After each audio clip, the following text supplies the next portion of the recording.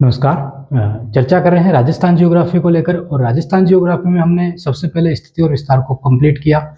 उसके बाद मरुस्थलीय प्रदेश हमने पढ़ा और आज हम पढ़ेंगे अरावली पर्वतीय प्रदेश। और इसकी पहली वाली क्लास अगर आपने नहीं देखी है तो जाके देखना।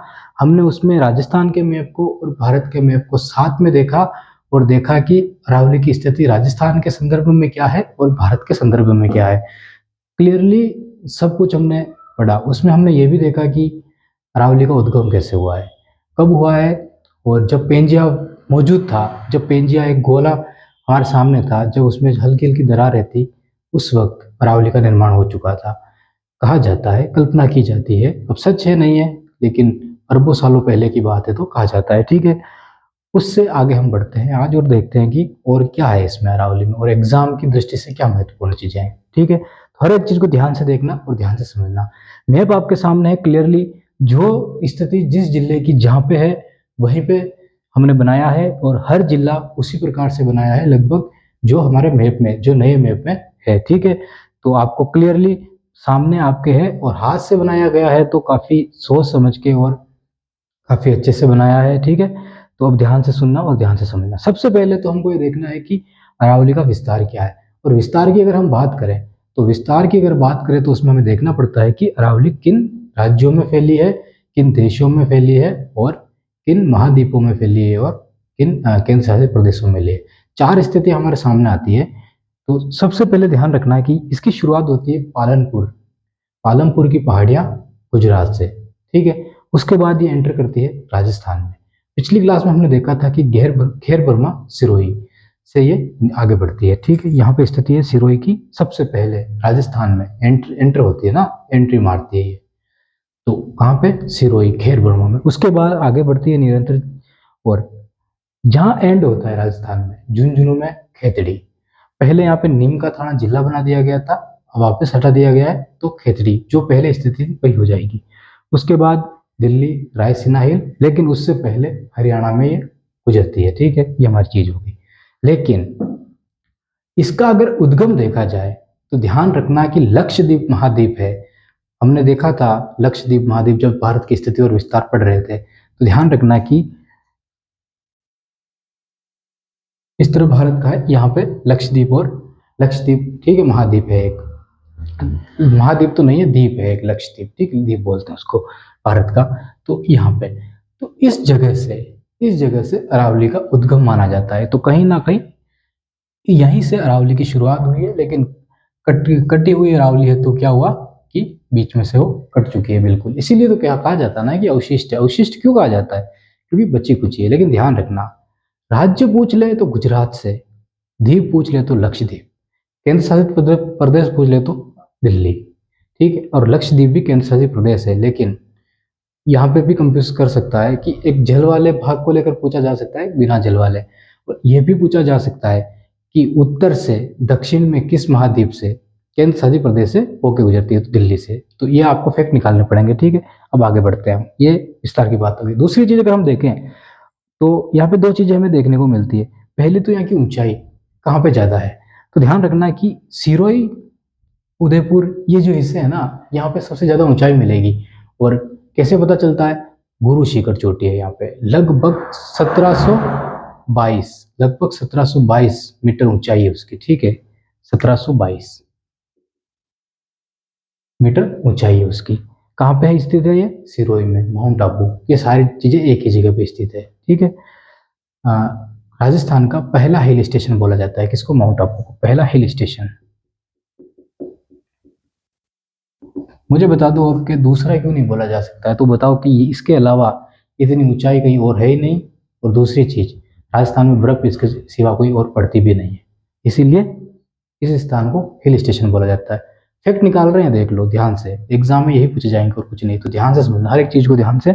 और यही चीजें मैप में आप लगाते हैं, मतलब चलते रहना, मैप में लिखते रहना कौन सी चीज कहाँ पे है। जो इंपॉर्टेंट होगी मैं यहाँ पे लिखाऊंगा। हिल स्टेशन, राजस्थान का एकमात्र हिल स्टेशन कहाँ पे होगा, माउंट आबू में। क्यों, ऊंचाई गुरु शिखर की 1722 किलोमीटर, सॉरी मीटर, किलोमीटर तो कितनी हो जाएगी, ठीक है, तो मीटर। अब इसमें देखना, बर्फ पड़ने का इतनी ऊंचाई पर सिर्फ यही एक जगह है जहाँ पर पड़ सकती है, अन्यथा नहीं पड़ सकती। दूसरी चीज, अगर बात करें एवरेज की, बात करें एवरेज की, तो 1000 मीटर औसत यहाँ पे ऊंचाई है, 700 मीटर औसत यहाँ पे ऊंचाई है, और 450 मीटर औसत यहाँ पे ऊंचाई है। ध्यान रखना, 1000, उसके बाद 700, उसके बाद 450। तो एक बार जो 3 फैक्ट हमने बताया ना, कहाँ से गुजरती है वो, हिल स्टेशन और ये ऊंचाई, दक्षिणी अरावली, मध्य अरावली और उत्तरी अरावली। मैप बनाओ, क्लियरली 3 फैक्ट पूरे लिखो, उसके बाद हम आगे बढ़ते हैं। ध्यान रखना हर एक चीज इंपॉर्टेंट है जो मैं बता रहा हूँ, लगभग काफी सारी गाइडों का मिश्रण है ये। और दूसरी चीज, एनसीईआरटी आरबीएसई जो बोर्ड है उसमें जो अरावली दे रखी है उसका भी है। सारी चीजें क्लियर होगी आज यहाँ पे, तो ध्यान से मैप बनाना, ध्यान से समझना हर एक चीज को, ठीक है। एक बार बना लो फिर आगे देखते हैं।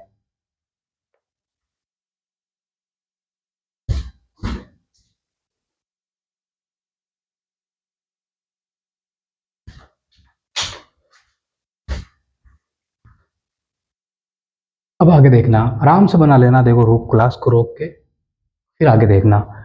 हमने देखा कि कहाँ तक ये फैली हुई है, कहाँ पे इसका विस्तार है। दूसरी चीज, अब मोटे तौर पे हमको ये देखना पड़ेगा कि इसमें जनसंख्या कितनी निवास करती है। तो यहाँ पे ध्यान रखना, अरावली के अंदर 10% जनसंख्या निवास करती है।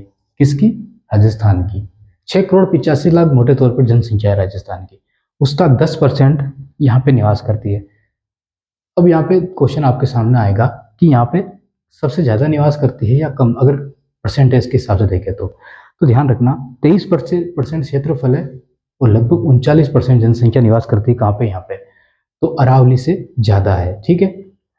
बात करें हाड़ौती की, तो ध्यान रखना 6.89% क्षेत्रफल है यहाँ पे और लगभग 11% जनसंख्या यहाँ पे निवास करती है। कहाँ पे? हाड़ौती में। तो अरावली से ज्यादा है। अगर बात करें मरुस्थलीय प्रदेश की, तो 60% क्षेत्रफल है किसका?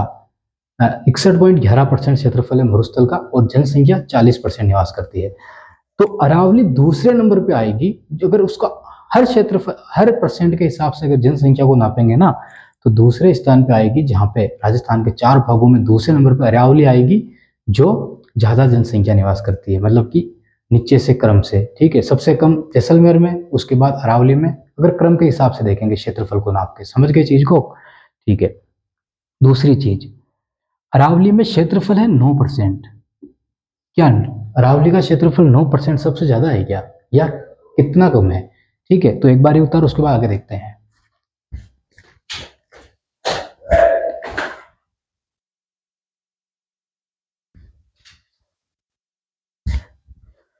सॉरी, डिस्टर्ब हो गए, ठीक है। अब देखना, हमने हिल स्टेशन की बात कर ली और हम देख रहे थे कि 9% क्षेत्रफल है अरावली का। ध्यान से सुनना, यहाँ पे 9% क्षेत्रफल अरावली का, सबसे ज्यादा किसका है? मरुस्थल का। उसके बाद मैदानी प्रदेश का, उसके बाद हाड़ौती पठार का नहीं है, ठीक है, अरावली का है। और चौथे नंबर पे हाड़ौती का। तो तीसरे नंबर पे कौन आएगी? अरावली। समझ गए ना? उसके बाद अक्षांशीय विस्तार की अगर बात करें, तो लगभग 72 डिग्री 10 मिनट देशांतरी विस्तार से लगाकर लगभग 77 डिग्री। अब यहाँ पे ये तो ठीक है, ये तो सब गाइड में सेम मिल रहा है, कंफ्यूज यहाँ पे हो रहे हैं। यहाँ पे किसी में 77.50, किसी में 77.03, और मैंने जितनी भी गाइड देखी ना, लगभग सब में डिफरेंट ही मिल रहा है ये। तो ध्यान रखना कि 77 ही एवरेज मैंने सही माना है, कि 77 डिग्री ठीक है यहाँ पे। और फिर भी अगर आपको कोई ऑथेंटिक गाइड लगती है, उसमें देख लेना कौन सा चेंज है, क्योंकि ये गाइड तो आपके पास होनी ही चाहिए। उसके बाद 72.10 डिग्री से 10 मिनट से लगाकर 77 डिग्री 0 मिनट या 03 मिनट या 50 मिनट, तो यह माना जाता है। तो यहाँ तक इसका देशांती विस्तार है। लेकिन अगर बात करें अक्षांशीय विस्तार की, तो ध्यान रखना 23 डिग्री 20 मिनट, 23 डिग्री 20 मिनट से लगाकर 28 डिग्री 20 मिनट, 28 डिग्री 20 मिनट इसका अक्षांशीय विस्तार, किसका? अरावली का। ये अब आगे बढ़ते हैं। आगे बढ़ेंगे तो हमको देखना है कि हमने एवरेज देख लिया कि यहाँ पे लगभग सबसे ऊंची, और यह ध्यान रखना कि अरावली में एवरेज शुरू से लगाकर 5 चोटियां सबसे ऊंची मिलेगी ना, तो वो कहाँ पे मिलेगी? दक्षिणी अरावली में। पर ऐसा संभव नहीं है। लगभग 3 चोटियां सबसे ऊंची सिरोही में मिलती है, ठीक है। और सबसे अगर ऊंची चोटियों की बात करें तो यहाँ पे, लेकिन हल्की हल्की कहीं ना कहीं कहीं चोटियां यहाँ पे भी मिल जाएगी आपको मध्य अरावली में, और यहाँ पे भी। दूसरी चीज है समझना कि बीच में मध्य में जो अरावली है ना, मध्य अरावली, सबसे कम विस्तार है अरावली का और सबसे कम क्षेत्रफल है। अब विस्तार कम है तो क्षेत्रफल कम ही होगा। सबसे ज्यादा विस्तार और सबसे ऊंचाई दक्षिणी अरावली यहाँ पे, और फिर ये, ठीक है। तो मध्य अरावली सबसे कम हिस्सा रखती है, कम से कम विस्तार है, दक्षिणी अरावली और फिर ये। दूसरी चीज, सबसे ज्यादा ऊंचाई यहाँ पे है, सबसे ज्यादा ऊंचाई दक्षिणी अरावली में है। तो इसका मतलब ये हुआ कि यहाँ पे बारिश अच्छी खासी हो रही है। ऊंचाई है तो बारिश अच्छी खासी होगी। देख लो जहाँ पे ऊंचाई मिलेगी ना वहीं पे बारिश होगी। तो माउंट आबू है, जालौर में है, उदयपुर में है, यहाँ पे आसपास है, चित्तौड़गढ़ हो गया यहाँ पे है, ठीक है, उदयपुर हो गया, भीलवाड़ा में भी हल्की फुल्की मिल जाएगी। तो ये क्षेत्र है ना, डूंगरपुर बांसवाड़ा हो गया यहाँ पे, फिर इधर झालावाड़ हो गया। अब तो यहाँ पे तो बारिश होने का कारण बंगाल की खाड़ी है, उसको तो बाद में देखेंगे, लेकिन हल्की फुल्की इसकी अवशिष्ट पहाड़ियां होती है, ठीक है, मतलब कि अरावली की छोटी छोटी पहाड़ियां, इन्हीं के सारे तो अरावली टिकी हुई है ना। अब आप जैसे मान लो ये बोल है, अब बोल के आगे कुछ मत रहोगे, मैदानी भाग रहोगे, निकल जाएगी आगे। इसी तरह अरावली का जब निर्माण हुआ ना तो बहुत ऊंचाई बनी, तो अगर उसको रोकने के लिए साइड में कोई चीजें नहीं होती तो वो तो गिर जाती ना, एक तरफ बिछ जाती पूरी मैदानी भाग की तरफ, नहीं बिछी। उसका कारण क्या है समझना है यहाँ पे। जैसे यहाँ पे दिल्ली हो गया, ठीक है, इस तरह रायसीना तक फैली हुई है, यहाँ पे भीलवाड़ा हो गया, उधर बुंदेलखंड हो जाएगा, यहाँ पे अलवर हो गया। तो इस तरह की इनको बेल्टे बोला जाता है। क्या बेल्ट है? Delhi super belt, Bhilwara super giant belt, joint giant बोलते हैं, ठीक है, बुंदेलखंड। तो ध्यान रखना यहाँ पे काफी कंफ्यूज करती है चीजें। तो इसको समझ लो कि कोई भी चीज को स्थिर एक जगह रखने के लिए उसको सहारे की आवश्यकता होती है। तो ये जो बेल्टें होती है ना, ये इसी सहारे का काम करती है। अब ये सहारा कब देगी? जब इनका निर्माण अरावली से पहले हो चुका होगा। समझ रहा हूँ चीजों को। अरावली का निर्माण हो रहा है, अगर उसके बाद में ये चीजें बन रही होती तो ये मैदानी भाग में तब्दील हो जाती। क्यों? क्योंकि अरावली के ऊपर होने वाली बारिश और अरावली के ऊपर जमने वाली बर्फ जब पिघलती है ना, तो काफी एक खतरनाक तरीके से वो बहाव बन जाता है, तो उसके साथ ही बह जाती है। लेकिन ये पहले से मौजूद हो गई थी, पहले से बन गई थी। अब जरूरी नहीं कि सब बन गई हो, लेकिन अरावली को स्थिर रखने के लिए काफी कुछ बेल्टें पहले ही बन गई थी। जैसे दिल्ली की बात हो गई, तो ये बेल्टों की बात हम एक क्लास में अलग ही करेंगे। लेकिन ध्यान रखना कि इन बेल्टों का काम है कि अरावली को रोके रखना। लेकिन काफी समय बीत जाने के बाद ये अरावली क्या हुआ, अपशिष्ट हो गई है, मतलब कि कट-पुट हो गई कुल मिला के। क्यों? क्योंकि हमने देखा लक्षद्वीप में उद्गम हो रहा है और बची तो गुजरात में है, तो इतना बड़ा हिस्सा बीच में से कहाँ गया? गायब हो गया। वही तो, तभी तो अवशिष्ट बना, ठीक है। उसके बाद यहाँ पे ऊंचाई ज्यादा है तो जनसंख्या कम निवास करेगी। दक्षिण अरावली में सबसे कम जनसंख्या निवास करेगी, दक्षिण अरावली में क्षेत्रफल के हिसाब से। कारण ऊंचाई ज्यादा है, बारिश होती है, पहाड़ियां ज्यादा है, ठीक है, उसके कारण। मैदानी भाग इधर है, तभी तो हम देखते हैं ना, इधर मैदानी भाग है। कहाँ होगा मैदानी भाग? आप खुद सोचिए, उत्तर में नहीं होगा क्या? उधर पे उत्तर में मैदानी भाग हो तभी तो आगे गंगा के मैदान में जाके नदियां मिल जाएगी, तभी तो आगे जो भी मैदान आएगा। तो अरावली यहाँ से ऊंचाई है, फिर वो ऐसे सीख उठती जा रही है, मतलब कि सपाट होती जा रही है। तो मैदानी भाग का जो हिस्सा मिलेगा वो किस तरफ मिलेगा? इस तरफ मिलेगा, ठीक है। लिखते जाना अपने हिसाब से कि मैदानी भाग का हिस्सा जो मिलेगा वो किस तरफ मिलेगा? इस तरफ मिलेगा। कारण क्या है? निकलने वाली नदियां और आगे जो मैदानी भाग है ना, तो आगे रोकने वाली चीजें नहीं है अरावली को। जैसे रायसीना हिल्स हो गई तो एंड वहां पे हो रहा है उसका, तो उसके बाद आगे मैदानी भाग आ रहे हैं। तो मैं यही समझाना चाहता हूँ कि अगर इधर बेल्ट है ना, भीलवाड़ा बेल्ट, इस तरह की मतलब कि कठोर चट्टाने, ठोस चट्टाने, ऐसी चट्टाने, आपको पता है लोहा प्योर होता है बिल्कुल, उसमें कोई धातु नहीं मिलाई जाती है, ठीक है। अब मिला देते हैं तो फिर उसके साथ वो काम नहीं करती है ना, लोहा लोहा ही होता है। उसी तरह की धातुएं मिलती है इन चट्टानों में, ठीक है, बिल्कुल, मतलब कि हड्डी। समझना इस चीज को, मैं अच्छे से समझा देता हूँ, देखना।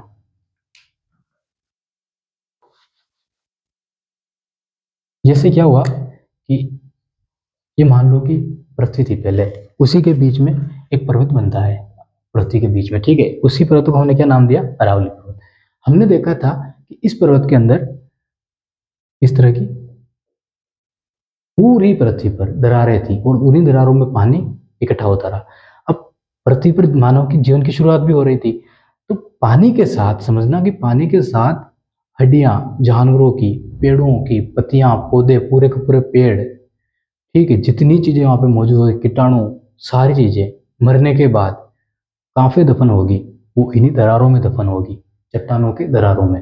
दरारों में अगर दफन होगी वो, और काफी हजारों सालों बाद वो जीवाश्म में बदल जाएगी। समझ रहे हो उन चीज को? जीवाश्म में बदल जाएगी, मतलब कि खाद बन जाएगा उनका, और वो खाद उपजाऊ मिट्टी के रूप में हमारे सामने आ जाएगा। तो ये ध्यान रखना, मिट्टी की बात बाद में करेंगे। उसी तरह जब ज्यादा टाइम निकल जाएगा और परत दर परत उन पर जमती रहेगी, तो फिर वो खाद नहीं रहेगा, उपजाऊ नहीं रहेगी, वो एक ठोस, काफी ठोस चीज बन जाएगी और धातु के रूप में हमारे सामने आ जाएगी, जैसे कि लोहा। अब जहाँ से लोहा निकल रहा है ना अरावली के, जहाँ से तांबा निकल रहा है, जहाँ से जस्ता निकल रहा है, वो अपना में प्योर माल निकल रहा है, ठीक है, प्योर। तो वही चीज हो रही है। तो ये काफी कठोर और काफी ठोस होती है चट्टानें, जैसे कि आग्नेय और कायांतरित। समझना, इसको ग्रेनाइट की बात करेंगे, बाद में करेंगे तो चट्टान होगी तो, लेकिन ये तो काफी ठोस हो गई है। यही कारण है कि अरावली को रोके रखने का। तो जो बेल्ट अभी मौजूद है ना, भीलवाड़ा हो गया, दिल्ली हो गई, यहाँ पे अरावली सेफ है। जहाँ पे नहीं है ना अरावली, वहाँ पे मैदानी भाग के रूप में आ रही है। अब यही चीज है, इधर विंध्याचल पर्वतमाला है, तो कहीं ना कहीं अरावली के दक्षिण में हमारे हमारे सामने बहुत बड़ी पर्वतमाला है, तो कहीं ना कहीं यहाँ पे ऊंचाई रहने का एक कारण वो हो सकती है विंध्याचल पर्वतमाला। क्या कारण हो सकती है? यहाँ पे स्थित है, तो इसको इसको इधर खिसकने नहीं दे रही। लेकिन उधर क्या है? उधर तो मैदानी भाग आ गया ना, तो ये धीरे धीरे वहां पे खिसकाव हो रहा है। तो समझ जाना कि मैदानी भाग बनता जा रहा है यहाँ पे। और दूसरी चीज, खनन प्रक्रिया। इतने संसाधन अरावली के अंदर से निकल रहे हैं ना कि अरावली को मानव ने खत्म करना शुरू कर दिया, बिल्कुल ही। हम ये भी नहीं सोच रहे हैं कि इसके खत्म होने के बाद पूरे राजस्थान पे संकट आ रहा है, और राजस्थान पे ही नहीं, आसपास के काफी क्षेत्रों पे संकट आ रहा है, लेकिन हम अपने लाभ के लिए अरावली को खत्म करने में लगे हुए हैं, ठीक है। तो ये चीज थी। उसके बाद नेक्स्ट चीज हमारे सामने आती है। सारी चीजें देखो अलग से पढ़ेंगे, ऐसा कोई नहीं है कि मिट्टी अलग से नहीं पढ़ेंगे, लेकिन समझने के लिए आज की क्लास है कि हम पूरी तरह अरावली को बेस ही समझ लें। उसके बाद चाहे क्लास, अगली क्लास आप लो या मत लो, कोई फर्क नहीं पड़ता है, लेकिन कोई भी गाइड आप देखो ना, तो कहानी आपके सामने पूरी क्लियर हो जाए, ठीक है। मैं नहीं चाहता हूँ कि, मैं ये नहीं चाह रहा हूँ कि सारी क्लास आप देखो, लेकिन ये क्लास पूरी देखना इंपॉर्टेंट है। उसके बाद आप चाहे क्लास मत लेना, लेकिन गाइड से भी पढ़ोगे तो क्लियर चीजें हो जाएंगी, इसलिए। तो आगे समझना, मरुस्थल है, मरुस्थल के ये किनार है ना, तो इस किनार पर कौन सी मिट्टी थी? रेतीली मिट्टी थी। तो ध्यान रखना, अरावली के अंदर रेतीली मिट्टी जो पाई जाएगी वो पश्चिमी क्षेत्र में पाई जाएगी। दूसरी चीज, सबसे ज्यादा बारिश अरावली से किसके द्वारा होती है? तो पिछली क्लास में हमने देखा कि बंगाल की खाड़ी से हिमालय के टकराने के बाद इस क्षेत्र में बारिश की जाती है। तो ध्यान रखना कि सबसे ज्यादा बारिश अगर होगी तो झालावाड़ में होगी यहाँ पे, और किसके द्वारा? बंगाल की खाड़ी के द्वारा होगी। लेकिन स्थान की बात करेंगे तो आबू पे होगी, क्योंकि सबसे ज्यादा ऊंचाई है, तो अरब सागर से आने वाली मानसूनी शाखा सबसे ज्यादा एक स्थान पे बारिश कर देगी, वो माउंट आबू होगा, ठीक है। तो सबसे ज्यादा बारिश वाला स्थान अगर पूछ लिया जाए तो माउंट आबू, लेकिन कम, सबसे ज्यादा जिला पूछ लिया जाए बारिश वाला तो वो झालावाड़ होगा। कारण क्या है कि बंगाली खाड़ी की आने वाली शाखा यहाँ पे टकरा कर यहाँ पे बारिश कर देती है। अब टकरा कर बारिश नहीं कर रही है, ध्यान रखना, यहाँ पे देखना चीज को। मान लो कि ये भीलवाड़ा है, स्थान है। अब बंगाल की खाड़ी की शाखा इधर आती है ना, तो यहाँ पे तो हवाएं क्या होती है कि भारी होती है, तो यहाँ पे रुक जाती है। रुकने के बाद निरंतर हवाएं आती रहती। तो यहाँ पे बादलों का निर्माण हो जाता है। अब कौन से बादल? काले बादल, भारी बादल, पानी वाले। और जब हवा पूरा दबाव पड़ता है ना, अब यहाँ पे विज्ञान आएगी। जब घनत्व ज्यादा होगा ना तो ऊर्जा ज्यादा होगी, और जब ऊर्जा ज्यादा होगी ना तो काम खतरनाक होगा, ठीक है। यहाँ पे बादल का इकट्ठा होना, सघन हो रहे हैं बादल, इकट्ठे हो रहे हैं, तो उनमें घनत्व बढ़ रहा है। अब बादलों को फैला दो तो बारिश नहीं हो पाएगी। क्यों? क्योंकि खुले में है, क्या बारिश की जरूरत है, वो तो चल रहे हैं। लेकिन आगे अरावली पर्वतमाला आ गई, इतना हिस्सा, ठीक है, तो बादलों को सघन होने का काफी समय मिल रहा है। और यहाँ पे उठी हुई चीजें, मैं कह रहा हूँ ना, चित्तौड़गढ़ में भी अरावली की मतलब की वो चोटियां है, ठीक है, छोटी छोटी। तो यहाँ पे बादल इकट्ठे हो जाते हैं, और इकट्ठे होने के बाद ये क्षेत्र बचता है जो खुला है, तो यहाँ पे बारिश होगी। अब यहाँ से हवाएं ऊपर उठने की कोशिश करेगी, ठीक है, ऊपर, लेकिन भारी होने के कारण जो उनके अंदर पानी है वो गिरा देगी। लेकिन समझ गए ना कि खाली हवाएं ऊपर उठने से पानी नहीं गिर रहा है, बादलों का निर्माण हो रहा है, काफी सघन बादलों का निर्माण हो रहा है। उनमें घनत्व की मात्रा बढ़ रही है, और घनत्व जब ज्यादा हो रहा है, ऊर्जा ज्यादा हो रही है ना। अब देखो ना, एक छोटे से बिंदु के रूप में हमारा ब्रह्मांड था, और जब वो ऊर्जा सब खुली ना जब, तो ब्रह्मांड पूरा कितना बड़ा बना दिया। तो वही चीज यहाँ पे उसी को लेकर उदाहरण लेकर समझ लेना कि बादलों का निर्माण हुआ और जब हवा को प्रेशर जब नहीं हुआ ना तब वो ऊपर उठी और जब यहाँ पे बारिश हुई। तो सबसे ज्यादा बारिश होने का कारण झालावाड़ है। और कैसे हो रही है, तो पहले तो बादलों का निर्माण हो रहा है, यहाँ पे बादल आ रहे हैं, फिर यहाँ पे इकट्ठे हो रहे हैं, इकट्ठे होने के बाद यहाँ पे हो रहा है, और पूरे क्षेत्र में यही हो रहा है। तो यही कारण है कि यहाँ पे ज्यादा बारिश होने का। तो 50 से 90 सेंटीमीटर अगर बारिश होती है ना, 50 से 90 सेंटीमीटर, तो इस अरावली के इस क्षेत्र में होती है, यही समझाना चाहता था। 25 सेंटीमीटर से कम, 25 सेंटीमीटर से 50 सेंटीमीटर, 50 सेंटीमीटर से 100 सेंटीमीटर या 90 सेंटीमीटर, तो 90 सेंटीमीटर। लेकिन इस क्षेत्र की अगर बात करें तो लगभग 180 सेंटीमीटर की बारिश हो जाती है। लेकिन झालावाड़ की अगर बात करें तो सबसे ज्यादा बारिश, सबसे लंबे समय तक बारिश झालावाड़ क्षेत्र में होती है। सबसे ज्यादा मानसून किसी क्षेत्र में ज्यादा समय तक रुकता है ना किसी जिले में, तो वो झालावाड़ में रुकता है, क्योंकि यहाँ पे बादलों का निर्माण ही काफी खतरनाक तरीके से होता है, काफी जोरदार होता है। ठीक है, ये चीज हो गई। अब समझना, रेतीली मिट्टी यहाँ पे होगी ना इधर। अब मुझे बताओ कि बारिश किस तरफ ज्यादा होगी, बारिश किस तरफ ज्यादा होगी। अरब सागर से आने वाला मानसून यहाँ पे टकराएगा, लेकिन यहाँ पे बारिश सिर्फ माउंट आबू पे कर पाएगा और निकल जाएगा समांतर। और बारिश माउंट आबू होगी जो पहले वो काफी दूर से आ रहा है, दूर से आने के बाद यहाँ पे बारिश हो रहा है, इधर मरुस्थल हो गया, गर्म हुआ है। अब जितनी ज्यादा गर्म हवाएं होगी उतनी ज्यादा तेज दौड़ेगी वो। कपड़े धोते हो ना आप, धूप में सुखाते हो, ध्यान रखना कपड़े धूप से नहीं सूख रहे हैं, कपड़े सूख रहे हैं हवा से, गर्म हवा से, ठीक है। लेकिन आप धूप में सुखाते हो, कारण क्या है, ताकि वो जल्दी सूख जाए। क्यों, क्योंकि धूप पड़ेगी ना वहां पर, ठीक है, तो हवा क्या हल्की हो जाएगी, हल्की होने के बाद तेज दौड़ेगी। खाना खा के दौड़ लो और बिना खाना खाए दौड़ लो, आपको खुद ही पता चल जाएगा कि किसमें ज्यादा एक्टिविटी हो रही है। वो चीज हमारे सामने है। तो ये चीज निकल के आई। तो यहाँ पे मिट्टी पाई जाएगी रेतीली मिट्टी, और बारिश होगी बिल्कुल कम। ठीक है, जनसंख्या की बात करेंगे तो दक्षिण में कम होगी जनसंख्या, मैदानी भाग आ गया, जनसंख्या ज्यादा होगी। अजमेर की बात करें, अजमेर की, तो ठीक है, सबसे ऊंची चोटी यहाँ पे अजमेर में है। तो उसकी बात हम अलग से करेंगे जब चोटियां पढ़ेंगे। और 3 चोटियां यहाँ पे है, गुरु शिखर सबसे बड़ी है और बाकी हल्की फुल्की चोटियां इधर है। 450 मीटर औसत ऊंचाई है, लेकिन यहाँ पे चोटियां लगभग 930-650 मीटर की मिल जाती है, ये चीज है। उसके बाद कितने जिलों में इसका विस्तार फैला हुआ है, तो समझना इसको कि एक तो ये हो गया। चलो मैप है आपके सामने, क्लियर करना कि कितने जिले आ रहे हैं इसके बीच। मैं कह रहा हूँ 13 जिले आ रहे हैं, आपके कितने आते हैं।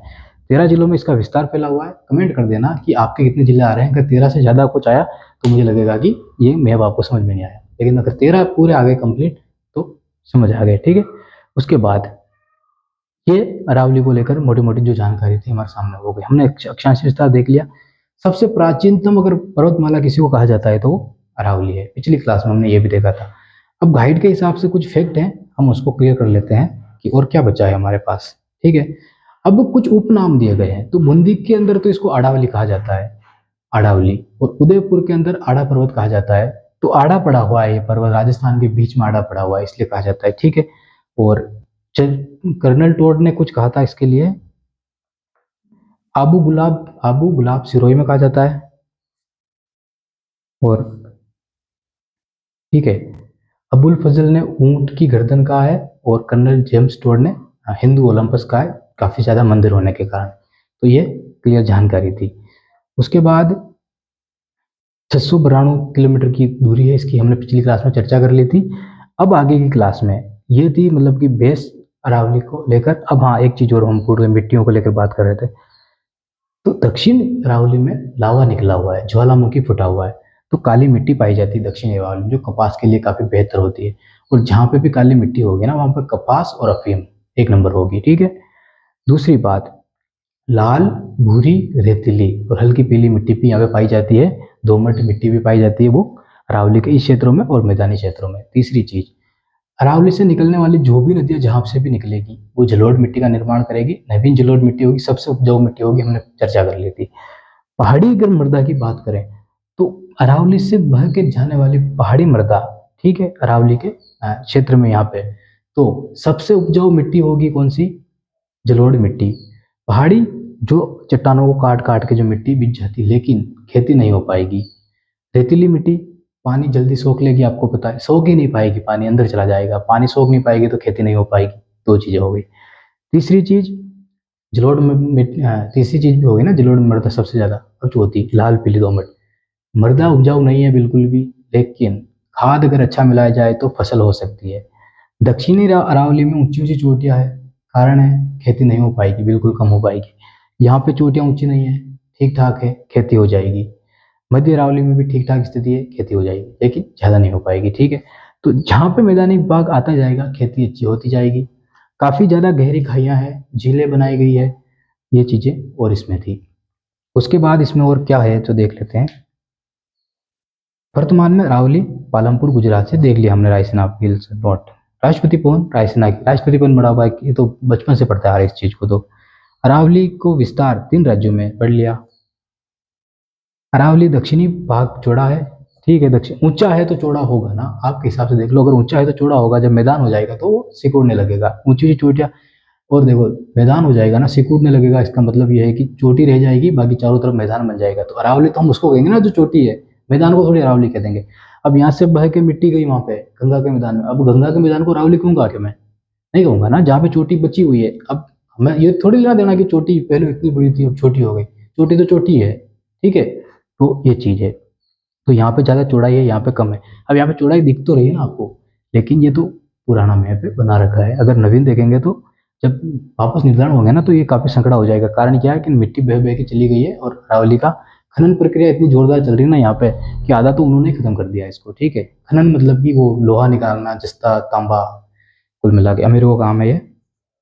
उसके बाद है राजस्थान। 3 चोटियां सिरोही में बात कर ली, 3 सबसे बड़ी चोटियां सिरोही में है, लेकिन चोटियों की बात करें तो करेंगे यहाँ पे। तो राजस्थान का सबसे ऊंचा शहर माउंट आबू बात कर ली। राजस्थान का सबसे अधिक वर्षा वाला स्थान माउंट आबू, ठीक है।